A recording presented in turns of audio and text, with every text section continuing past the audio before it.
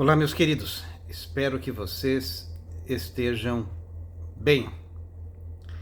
Pode ser que este se transforme em um vídeo como aqueles que eu fazia antigamente. No meu canal antigo, nós tínhamos alguns vídeos bem grandes. Alguns chegavam a ter 1h30. Vídeos esses que eu gostava bastante. Vocês podem perceber que eu não edito vídeos. Eu não edito vídeos porque na vida também não dá para você editar nada. Não dá para você apagar ou emendar coisas, fazendo de conta que você não disse. Ou seja, ou você não fez. Ou seja, na vida não tem edição. A vida que você está vivendo agora, a vida real, como ela se manifesta, ela não tem nenhuma edição. Ela é como ela é. Então este vídeo, ele vai mais ou menos dentro dessa linhagem, né? Então eu quero compartilhar com vocês algumas reflexões que eu tenho a respeito da espiritualidade. Espiritualidade hoje em dia é um termo bem amplo. Eu basicamente, quando eu comecei a estudar esse assunto todo, já passou mais de 40 anos, né? Comecei a estudar quando eu estava um pouco antes da 8ª série. Fiz um curso de filosofia budista com o meu primeiro instrutor, chamado Marco Natali. Ele deu um curso de filosofia budista. Depois fiz um curso de filosofia taoísta. Eu tinha uns 15, 16 anos. E sempre fui muito interessado nestes assuntos metafísicos, porque eu sempre percebi que alguma coisa estranha existia. Feliz é daquele que usa o sofrimento como ferramenta para a sua consciência, né? Que se você vive uma vida muito boa, muito cheia de comodidades, você não reflete sobre nada. Talvez a sua vida, depois de algumas décadas, seja visto ao longe como uma vida sem sentido. E, no meu caso, a coisa foi exatamente na direção oposta, porque eu sentia muitos incômodos. Esses incômodos eram incômodos existenciais, o que me levou a buscar respostas para todas aquelas coisas, não é mesmo? Então, isso é o que a gente chama de espiritualidade hoje em dia. Na época, as coisas eram muito diferentes do que nos tempos atuais, porque essa espiritualidade, ela era alguma coisa que você tinha que pesquisar muito, ir longe. Me lembro que quando eu era estudante, eu economizava o dinheiro da cantina, onde eu comprava um suco de laranja, muito mequetrefe e risoles de queijo. Era o que eu comia quando eu estava fazendo colégio técnico. Eu economizava esse dinheiro para comprar livros, né? Então eu não saía das livrarias. Lá era a fonte de conhecimento. E hoje em dia as pessoas têm todas as facilitações possíveis. Elas podem, na internet, encontrar muita coisa. E eu acho que tudo o que é muito fácil, as pessoas não dão valor, né? Simplesmente aquilo que não vem do seu esforço, de uma conquista, também não é valorizado, né? Então isso aí, nós precisamos sempre lembrar disso, né? Que muitas vezes o esforço que você está fazendo para conquistar alguma coisa, ele vai representar mais tarde um grande troféu, que você não precisa mostrar para ninguém, mas que você sabe o valor intrínseco daquilo e o que representa para você. Então, desde muito cedo eu tive envolvido com coisas ligadas a todos esses assuntos, né? Eu sempre digo nos meus cursos, que é verdade mesmo, né? Que o meu primeiro bonequinho de voodoo eu fiz quando tinha 5, 6 anos de idade. Eu vi num filme, achei bonito, precisava fazer uma arte mágica para pôr fim ao trabalho de uma benzedeira que sempre, quando das visitas frequentes que minha mãe fazia comigo lá, ela tinha certos procedimentos ritualísticos que eu detestava aquilo tudo. Ela fazia uma pasta de alho com óleo de soja, todo mundo usava óleo de soja naquela época, alho socado, passava na minha barriga e em seguida fazia um chá de chifre de veado. Ela me dava um chá de chifre de veado e passava aquela pasta nojenta na minha barriga. Eu, quando ia lá, tava mal. Saía de lá, pior ainda. Pensei, vou fazer um vuduzão pra ela, não é mesmo? Fiz um vuduzão. Fiz vários bonequinhos pretos de meias do meu pai. Minha mãe costurava, peguei da máquina de costura dela vários alfinetes, fiz esses bonequinhos de voodoo, joguei na hora do crepúsculo na casa dessa vizinha. E sabe o que aconteceu? Aconteceu um monte de chabu na casa dessa vizinha. Um monte de chabu. Eu a reencontrei depois de... quando eu tinha uns 40 anos de idade, ela já bem mais idosa, não é mesmo?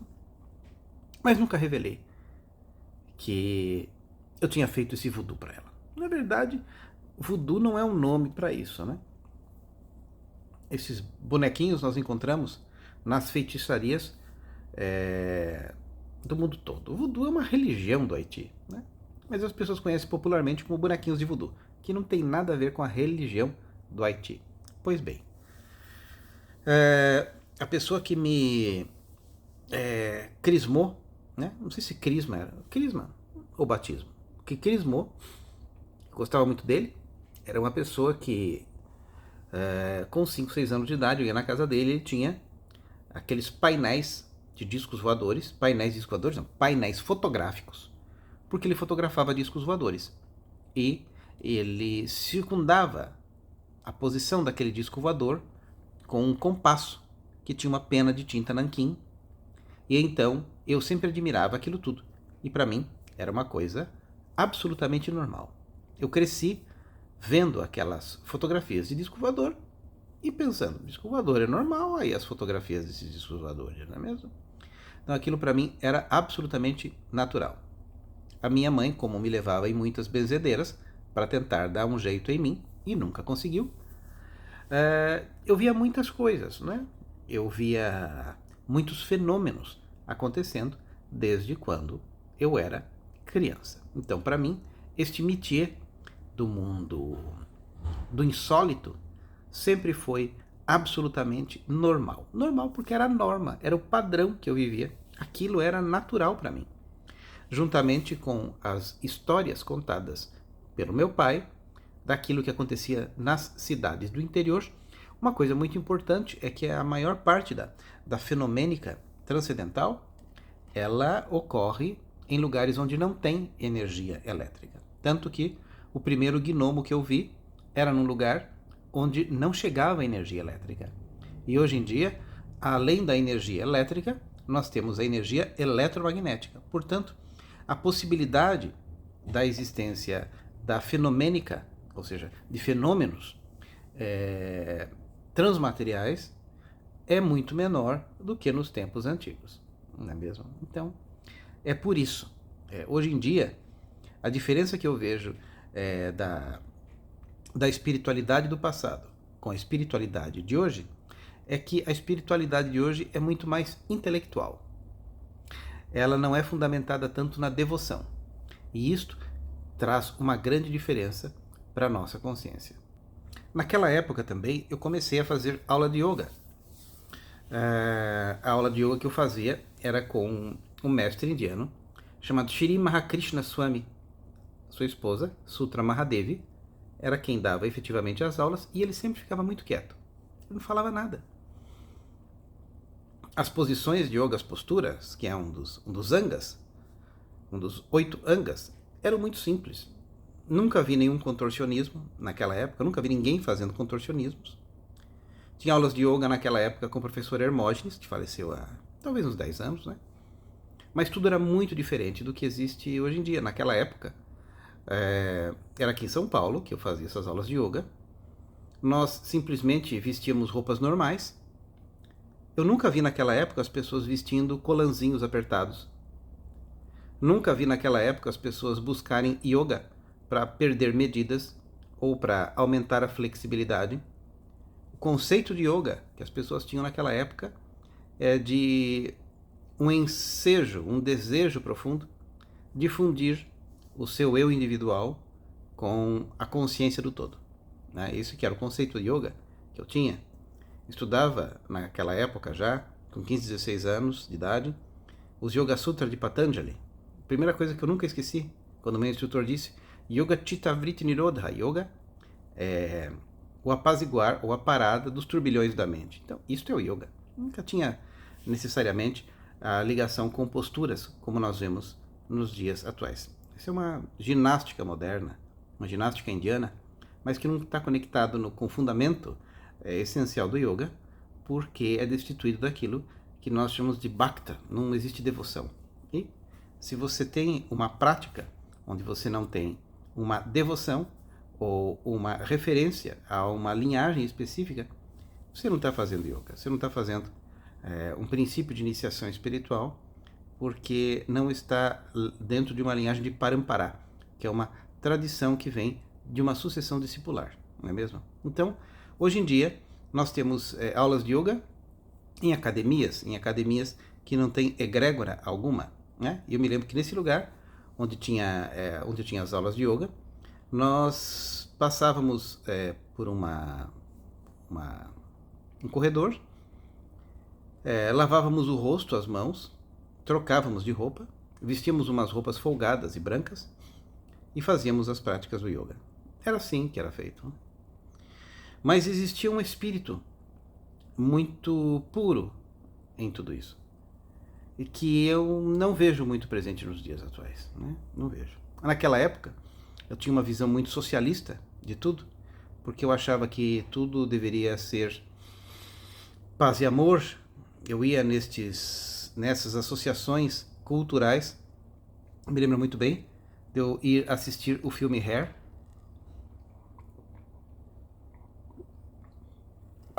e eu achava que tudo deveria ser paz e amor e harmonia, e aquela visão que o jovem tem.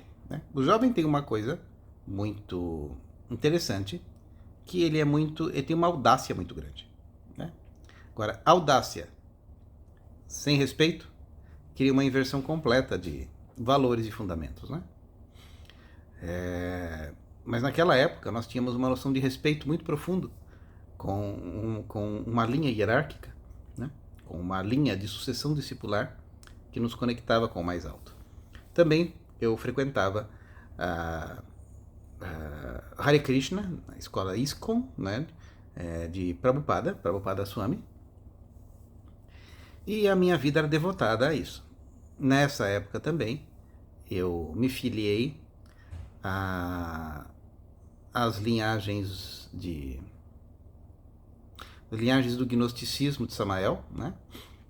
Samael é um Eor, uma escola gnóstica.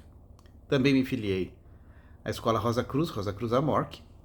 Também me filiei à escola eubiótica. E quando eu tive 18 anos de idade, eu entrei em contato com a maçonaria. Eu fazia tudo isso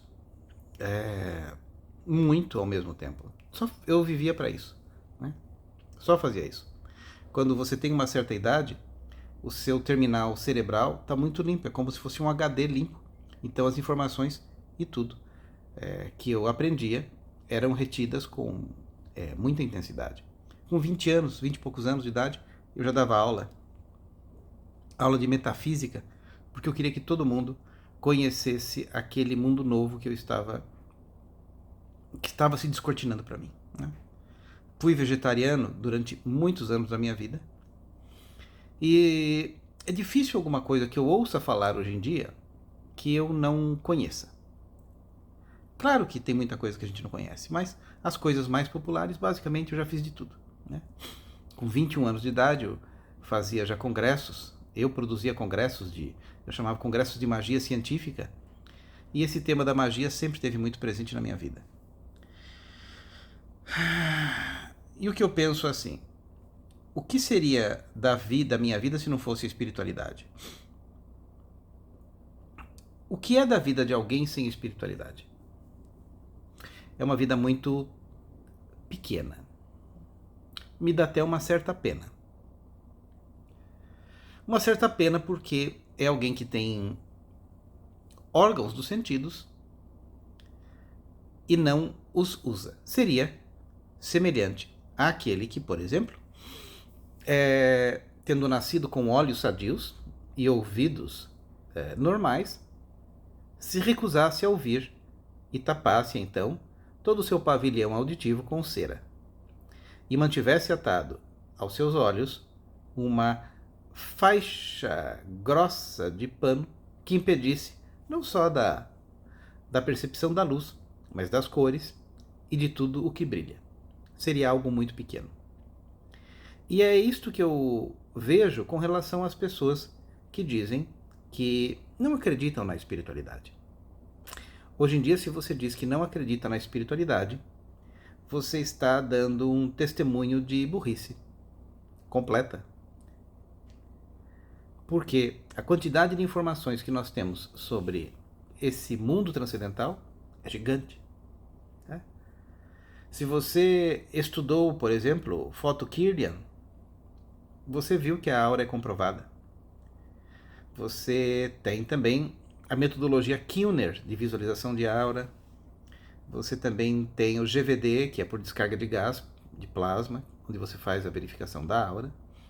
Se você estudou, por exemplo, um pouquinho os livros de Sheila Ostrander, Experiências Psíquicas Além da Cortina de Ferro, você vai ver que as grandes potências mundiais sempre pesquisaram a parapsicologia como um elemento de apoio às suas próprias estratégias de guerra. Né? Se você for, por exemplo, nas pesquisas antigas de Heine, na Duke University, você vai ver o surgimento ali das cartas Zener, onde a capacidade parapsíquica de você conseguir saber os símbolos das cartas Zener já era usado na década de 70, não é mesmo? Na década de 70. Né?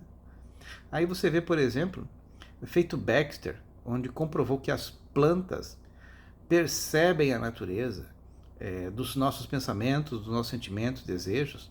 Né? Então você sabe que as plantas captam isso tudo. Né? Se você estudou o mínimo, isso é o mínimo do básico da década de 70, não é mesmo? Nessa época, nós costumávamos fazer réplicas da pirâmide de Kelps, deixar lâminas de barbear para que elas pudessem render muito mais. Fazíamos mumificação de frutas, de carne, de um monte de coisa. Estou falando de década de 70. De 70 para cá, passou quanto tempo? 50 anos. Né? Hoje em dia você vê tudo isso na internet. Coisas muito mais avançadas do que isso. Não é mesmo? Então, se você é uma pessoa que fala assim, eu não acredito em espiritualidade, me perdoe porque eu não tenho um outro termo melhor. É porque tu é muito burro. Tu é muito burro mesmo. Porque neste tempo todo, em 50 anos, já se comprovou muita coisa. E enquanto você está aí duvidando da existência do transcendental, as grandes potências mundiais se utilizam de forças mágicas para a manutenção da consciência coletiva neste nível que nós nos encontramos hoje em dia, né? Que é um nível de subservencialismo, né? É a nível basicamente de uma vida vivitiva, sem vida, porque se de repente todos os homens começarem a despertar a sua consciência, o sistema não funciona. Né? O sistema que nós entendemos como essa engrenagem social, ela não funciona. Né? Então, sempre, desde os primórdios dos tempos, foi abafada a individuação transcendental do ser. Né? Então, é uma coisa muito, muito delicada isso tudo. O grande problema que eu sempre vi dessas estruturas e linhagens mais espiritualistas é que muitas vezes elas fornecem um conjunto tão grande de elementos de estudo que nós deixamos de olhar para dentro. E esse olhar para dentro é olhar para as nossas lacunas psicológicas, que são, na verdade, a base da construção da nossa consciência. Então, toda a espiritualidade, sem que você vá profundo nas suas sombras, ela é absolutamente falsa, né? Porque algo é muito claro dentro da construção da consciência. A construção da consciência se faz de baixo para cima. É como uma casa. Uma casa você começa em um lugar que ninguém vê, que é embaixo da terra. Isso se chama alicerce da casa. Se você tenta ou você almeja subir muito essa construção, é importante que você se assegure de que as estruturas de sua casa, de que a fundação da sua casa seja proporcional à sua aspiração espiritual. Por quê? Uma casa construída sem a fundação, em um momento ou outro, ela cai. E é isso que nós vamos observar e que eu observei com o passar das décadas na vida daqueles que buscaram essa espiritualidade externa sem que tivesse antes preparado o seu terreno psicológico interior. Daí que nós temos a necessidade absoluta daquilo que nós chamamos de Tantra. E o Tantra ao qual eu me refiro não é essa concepção do Tantra que nós temos popularmente hoje em dia, que ficou muito vinculado a massagens e a práticas mais sexualizadas. Mas o Tantra é a base fundamental. O Tantra é o alicerce da construção da consciência, né? Isso sempre foi assim. Mesmo nas escolas mais antigas, se você pegar as tradições egípcias, por exemplo, dentro da escola de Akhenaton, da 18ª dinastia, você tinha as escolas imortalistas, onde os indivíduos aprendiam Tantra durante um período de 12 anos e meio, e depois desse período de 12 anos e meio é que eles estudavam a fenomênica da transcendência no sentido esotérico, digamos assim, e em um período de 2 anos e meio, né? Por essa razão que nós temos o olho esquerdo de Horus, que está relacionado com o hemisfério direito do cérebro e trata do Tantra. E o hemisfério direito do cérebro, que está ligado ao hemisfério esquerdo, que trata do processo lógico de construção da consciência. O hemisfério direito do cérebro, ele era clarificado através do Tantra em 12 anos e meio de trabalho contínuo. Quando esta clarificação existe, e isto é o assentamento da base da consciência, todo o trabalho se torna absolutamente verdadeiro. Por quê? É muito fácil para nós, especialmente para aqueles que fizeram a opção de uma espiritualidade self-service, se tramitar porque é uma autotramitação, né? Criar um trâmite por caminhos tortuosos. Esses caminhos tortuosos são caminhos de fuga. E o caminho de fuga sempre é aquele que, uma vez encontrado algum obstáculo na nossa experiência humana, nós fugimos para o lado espiritual. Não é mesmo? Em qualquer dificuldade encontrada no mundo material, nós fugimos para o lado espiritual, esquecendo de uma premissa básica, de que o mundo material também está dentro do mundo espiritual. O mundo material é uma das prerrogativas do espírito. O espírito se utiliza do corpo e da ação fenomênica para construir as suas bases. Então, toda a consciência deve se expandir concomitantemente com a resolução das questões do mundo material. E é por esta razão que uma pessoa que tem ainda problemas freudianos, problemas sexuais, elementares, básicos, não consegue galgar grandes pontos no campo da transcendência, porque aquele impulso que está levando a sua consciência para a transcendência não é um impulso de consciência, é um impulso de fuga. E quando isto acontece, o indivíduo vai ser convidado pela própria existência a um retorno às suas raízes, às suas bases, aos seus alicerces, para tentar construir aquilo que foi negligenciado. Por isso, essas questões relacionadas com o Tantra são o ponto de partida para uma evolução real da consciência genuína. Porque, do contrário, nós podemos derivar por fugas de todos os tipos. E muitas pessoas me perguntam: o que devo estudar? E a resposta que eu daria é: você deve estudar tudo. Você deve olhar para tudo e buscar absorver aquilo que entra em ressonância com o teu coração. Mas para que isso aconteça, você precisa ter ouvidos bem atentos, um olhar muito detalhado e uma visão muito real da vida. Porque o grande aprendizado da vida, no sentido mais profundo, não é você voar, é você criar raízes. Porque se você não fizer assim, o seu voo será um sonho de Ícaro. E no sonho de Ícaro, a cera que serviu para colar artesanalmente as suas asas ao seu corpo mais denso, se fundirá quando da presença do sol. E você levará esse tombo existencial, que é aquilo descrito nas narrações ocultistas como a queda de Zanoni. Não é mesmo? Então é uma condição sine qua non para que você tenha uma evolução real, que você tenha passado pelos capítulos da construção da base da sua estrutura, que é o Tantra. Então dá para você criar alguma transcendência sem o Tantra? Não.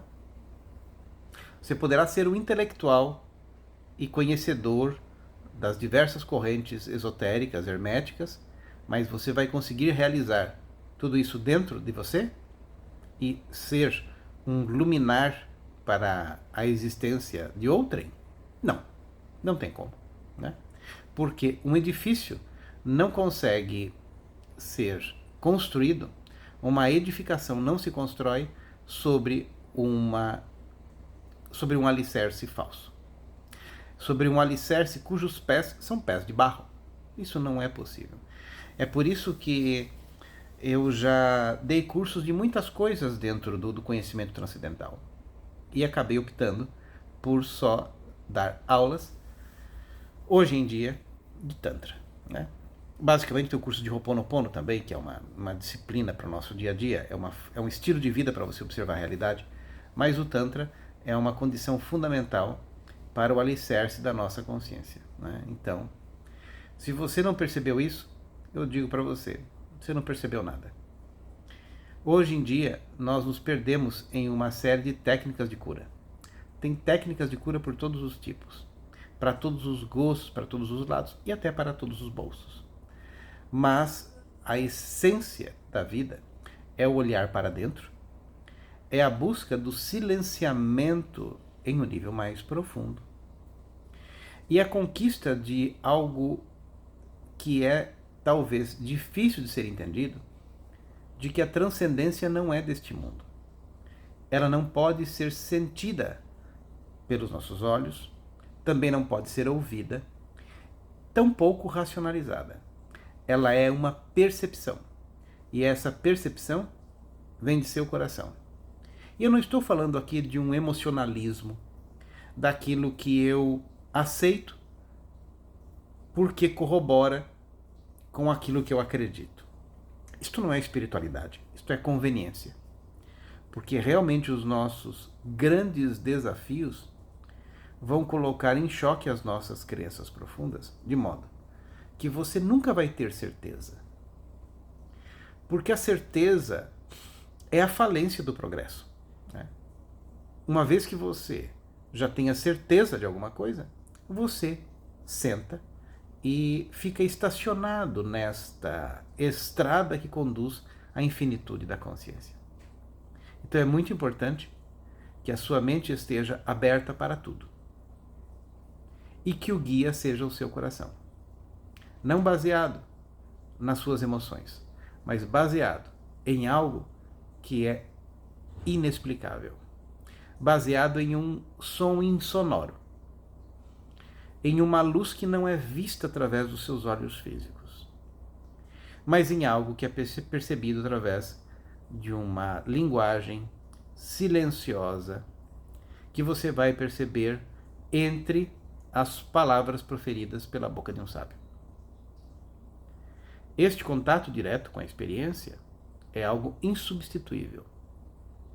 E ela é algo que remonta na noite dos tempos, né? No crepúsculo de todas as idades. E vai muito além daquilo que os nossos 5 sentidos físicos ordinários podem captar. Com o passar dos anos, isto ficou mais rarefeito. Isto ficou mais dissolvido. E agora, o conselho que eu posso te dar, para que você possa atingir isto, é: a vida é o tempo que você tem. Não jogue ele fora. Não desperdice-o frugalmente. Dê importância ao tempo que você tem.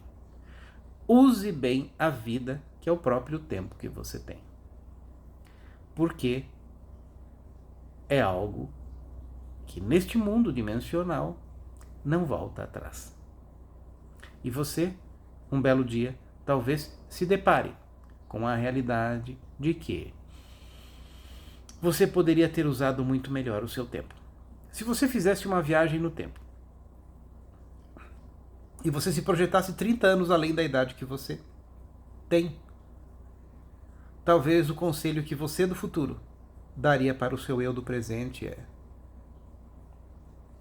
você deveria ter ficado mais quieto. Você deveria ter aproveitado melhor o seu tempo. Você deveria ter sido mais verdadeiro. Você deveria ter sido mais você. Você deveria ter apreendido que você, como um Ouroboros, é o início e o fim de todas as coisas. Você deveria ter aprendido que antes de você, outros tiveram estes mesmos questionamentos, nesta caverna escura pelo qual você está caminhando, e deixaram escritos e traços indeléveis em suas paredes. E que seria um ato sábio se você parasse e as lesse antes de prosseguir com a sua jornada. Fica aqui uma mensagem para os que têm ouvidos para ouvir e para aqueles que têm olhos para ver. Se você gosta dos meus conteúdos, compartilhe. Se você gosta desse vídeo, dê um like. E se você quiser fazer alguma pergunta, que assim o faça.